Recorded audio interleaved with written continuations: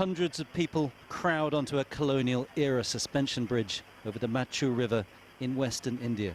The cables appear to be straining under their weight. In the aftermath, survivors swim to the walkway, now dangling in the water. Boats searched in the darkness, swimmers trying to find those who hadn't surfaced. Ambulances raced from the riverbank, ferrying survivors to local hospitals. Among the victims, a large number of children. Many children were enjoying holidays for Diwali, and they came here as tourists. All of them fell one on top of another. The bridge collapsed due to overloading. As the new day dawned, the extent of the disaster became clear. The 230-meter bridge, now just twisted cables hanging across the river. Rescue efforts continued, but this was the search for bodies, not survivors.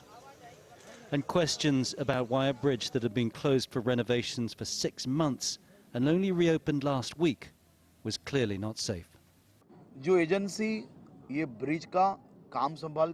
A case has been filed on the agency which was overlooking the building and maintenance of the bridge under sections 304, 308 and 114 of the Code of Criminal Procedure. Local hospitals are treating survivors, but the death toll is rising too, in what is one of India's worst accidents of the past decade. And painful memories, even for those who managed to escape. My 2 young daughters, wife, sister-in-law, my wife's aunt and her 3 sons were on the bridge. While the rest of them crossed the bridge, my wife and her aunt remained there when the bridge suddenly collapsed and they fell into the river. Recovery boats pick through the thick reeds floating on the river. More than 400 people were thought to be on the narrow bridge when it collapsed. Tony Cheng, Al Jazeera. Well, David Knight is a structural engineer with experience designing suspension bridges. He says there could be several factors contributing to the bridge breaking. It's obviously an absolute tragedy to see the images from India. Suspension bridges are a supremely efficient structural form and incredibly lightweight. They use 2 cables that span across the crossing or the river. And those cables are really the Achilles heel of this form of bridge. They are, in structural engineering terms, there is no redundancy. There's essentially no backup. If one of those cables fails, the bridge itself will fall down.